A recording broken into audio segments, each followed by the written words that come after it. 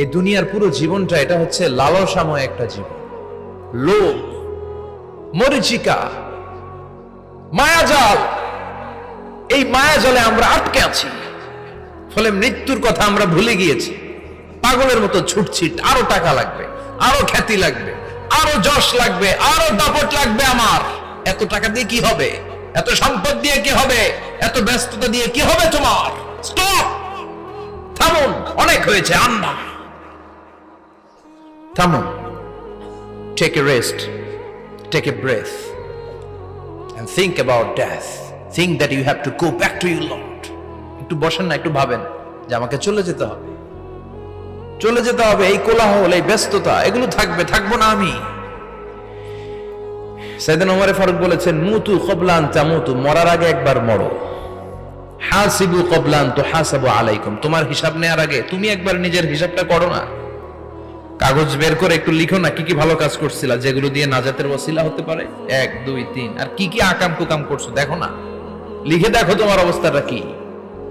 মরার আগে একবার মরো। মরার আগে খাটের মধ্যে শুয়ে শটান করে চোখ বন্ধ করে একবার মরার ভান করে দেখেন কেমন লাগে। চোখটা বন্ধ করেন আর ভাবেন আপনি নাই, কি কি হতে পারে ভাবেন।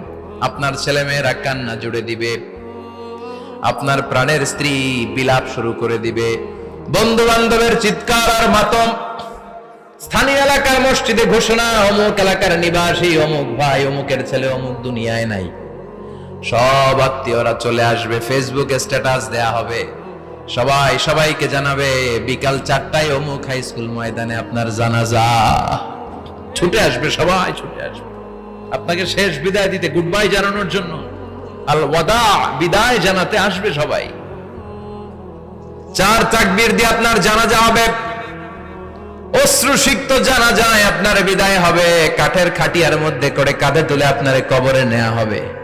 আগে থেকে খুঁড়ে রাখা কবরটার মধ্যে আপনারে বিছিয়ে দেয়া হবে।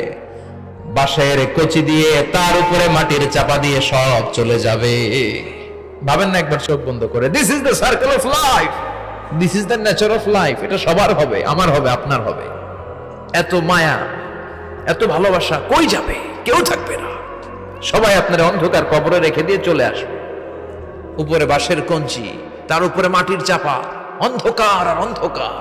এই অন্ধকার যেন শেষ হতে চায় না, শুধুই অন্ধকার, ঠিক কিনা? এজন্য আমাদের চলে যেতে হবে। দাদা গেল, চাচা গেল, মামা গেল, আমাদেরকেও যেতে হবে, জোরে কোন ঠিক কিনা? একদিন মাটির ভেতরে হবে ঘরে মন আমার, কেন বন্ধ দালান ঘর, প্রাণ পাখি উড়ে যাবে পিঞ্জর ছেড়ে।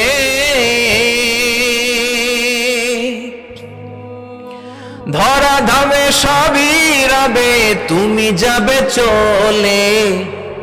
বন্ধু বান্ধব যত, মাতা পিতা যারা সুত, সবই হবে তোমার পরে। মন আমার কেন বন্ধ দালান ঘর, একদিন মাটির ভেতরে হবে ঘরে মন আমার, কেন বন্ধ দালান ঘর, ঠিক কিনা? সব করে থাকবে, চলে যেতে হবে আমাদেরকে। এজন্য আখিরাতের কথা যেন আমাদের স্মরণ হয়। বিশ্বনবী বলতেন, নাহাইতুকুম আন জিয়ারাতিল কুবুর, আমি তোমাদেরকে কবর জিয়ারত করতে আগে নিষেধ করতাম, কিন্তু এখন নিষেধাজ্ঞা প্রত্যাহার করে নিলাম। এখন সব সময় তোমরা কবরের সামনে যাবা আর জিয়ারত করবা। কবরস্থানে যান তো? বড়ুয়া কৃষ্ণপুরের এই গ্রামের কবরস্থান আছে? কোন দিকে? পূর্ব দিকে আছে, গোখরার জলের ওদিকে। যান আপনারা, একটু যাবেন, একটু গেলে আখিরাতের কথাটা স্মরণ হবে। ওখানে ছোট শিশুরা শুয়ে আছে, কিশোর যুবকরা আছে, আপনার মতো তাগড়া যুবক, মুরব্বীরা আছে। এরা এই এলাকায় থাকতো, এরা আকাশ থেকে নেমে আসে না, এই এলাকার সন্তান, আজ নাই। একটা সার্টেন পিরিয়ড শেষে আপনিও থাকবেন না। This is the nature of life, this is the circle of life. ছোট্ট শিশু হয়ে এসেছিলেন, শৈশব, কৈশোর, যৌবন, প্রৌঢ়ত্ব। আগে ছিলেন সিঙ্গেল, বিয়ে করে হয়ে গেলেন ডবল। এরপরে আল্লাহ আপনাকে একটা মেয়ে দিল, এরপরে মেয়েকে বিয়ে দিয়ে শ্বশুর হলেন, এরপরে ওই মেয়ের ঘরে সন্তান হতে নানা হলেন। আর কতদিন? অনেক দিন হলো তো, অনেক লম্বা সময় পেয়েছেন আপনি। Think about death. এবার যাওয়ার কথা ভাবেন। আখিরাতের সামানের কথা ভাবেন, ফিরে যেতে হবে। কি শক্তিশালী যুবক, বার্ধক্য চলে আসলে লাঠি ছাড়া চলতে পারে না। কুচকুচে কালো দাড়ি সাদা হয়ে যায়, দাড়ির শুভ্রতা, বয়সের ভার, রং ধরা যৌবন জং ধরে শেষ, ঠিক কিনা? This is the circle of life. যুবক ভাইরা, এটাই জীবন, চলে যেতে হবে, কেউ থাকতে পারবে না, ঠিক কিনা? এটা রিমাইন্ডার আল্লাহ এই সূরার ভেতরে দিয়েছেন যে তোমাদেরকে ফিরে যেতে হবে, এই লোভ লালসা ছেড়ে দাও। রব্বুল আলামিন বলেন, আলহাকুমুত তাকাসুর হাত্তা যুরতুমুল মাকাবির। ও গোলাম, দুনিয়ার সম্পদ, লোভ লালসা তোদেরকে পাগল বানিয়ে দিয়েছে। এই লোভ পাগলামি কোনোদিন তোদের থামবে না যতদিন না তোরা কবরে ঢুকবি, ঠিক কিনা? কার কথা? আল্লাহ বললেন, দুনিয়ার সম্পদ আর লোভ আর মোহে তোমরা গাফেল হয়ে গিয়েছো। আখিরাতের কথা বেমালুম তোমরা ভুলে গিয়েছো, কিন্তু আখিরাতে তোমাদের যেতেই হবে, কবরের বাড়িতে তোমাদের ঢুকতেই হবে, ঠিক কিনা? যেতেই হবে, আমরা ভুলে যাই। আলহাকুমুত তাকাসুর, অতিরিক্ত পাওয়ার লোভ, বেশি বেশি খাওয়ার লোভ, বেশি বেশি জমানোর লোভ মানুষকে গাফেল বানিয়ে দিয়েছে। এটা মানুষের স্বভাব, আরো চাই আরো চাই, এই স্বভাবটা আছে না নাই? দেখবেন ছোট বাচ্চারা মসজিদের দোয়া অনুষ্ঠান শেষে জিলাপি দেয় না? বড়ে কৃষ্ণপুর কি দেয়? আগে বাতাসা দিত না, এখন কি দেয়? জিলাপি দেয়, মিষ্টি দেয়। তো মসজিদের 2-3 গেট থেকে যদি দেয়, ছোট বাচ্চারা দেখবেন এদিক দিয়ে কয়েকটা নিয়ে আবার ওই গেটে লাইন ধরে। ওর হাত হলো ছোট হাত, ওর হাত ভর্তি জিলাপি, আর নেওয়ার জায়গা না, এরপর আরেক জায়গায় লাইন ধরছে, আরো লাগবে আরো লাগবে, এই আরো আরো আরো চাই। এই স্বভাবটাই মানুষকে কুড়ে কুড়ে শেষ করে দিয়েছে। এত লাগবে কেন তোমার? চাহিদার কোনো শেষ নাই, unlimited demand of human being. যার আছে বেশি তার চাই বেশি, যার সাইকেল আছে তার হুন্ডা চাই, হুন্ডা আছে তো প্রাইভেট কার চাই, প্রাইভেট কার আছে তো প্লেন চাই, প্লেন আছে তো হেলিকপ্টার চাই, হেলিকপ্টার আছে তো ওইটা চাই, ওইটা আছে তো সেটা চাই, ঠিক কিনা? এলাকার মেম্বার যে হয়েছে চেয়ারম্যান হতে চায়, আছে না নাই? চেয়ারম্যান সাহেব এমপি হতে চায়, আছে না নাই? এমপি সাহেব মন্ত্রী হতে চায়, আছে না নাই? মন্ত্রী সাহেব প্রধানমন্ত্রী হতে চায়, আছে না নাই? কিন্তু এই দেশে সুযোগ নাই। কথা কন, এই দেশে প্রধানমন্ত্রী সিলেক্টেড, 2-3 জনের বাইরে কেউ প্রধানমন্ত্রী হতে পারবি না, ঠিক কিনা? আমার এই জীবনে তো আমি 2-3 জনই দেখলাম। বেগম খালেদা জিয়া, মাননীয় প্রধানমন্ত্রী শেখ হাসিনার ছোট্টবেলা দেখেছি এরশাদকে, আমরা তখন ছোট। তো মানুষের চাহিদার কোনো শেষ নাই, যার আছে বেশি তার চাই বেশি। এজন্য বিষ্ণু বলেছেন, উনজুরু ইলা মান হুয়া আসফালা মিন, তোমার চেয়ে যে খারাপ আছে ওর দিকে তাকাও। ওয়ালা তানজুর মান হুয়া আ'লা মিন, তোমার চেয়ে যে ভালো আছে ওর দিকে তাকায়ও না, তোমার চেয়ে যে খারাপ অবস্থানে আছে ওর দিকে তাকাও। অনেকে নিজের অবস্থান নিয়ে সুখী না, এরকম আছে না নাই? আল্লাহ আমার এটা দিল না রে, ওইটা দিল না রে, পাইলাম না রে, কিচ্ছু হয় না, কি করব জীবনে, হতাশ। আসলে আছে কিন্তু অনেক, কিন্তু শুকরিয়া নাই, ডাকাত, ঠিক কিনা? নিজের অবস্থান নিয়ে সুখী না, কিন্তু অনেক লোক আছে তারা আপনার অবস্থানে পৌঁছতে চায়। তাদের দিকে তাকিয়ে দেখেন, আপনি যে অবস্থানে আছেন এই অবস্থানে পৌঁছাটা অনেকের কাছে স্বপ্ন।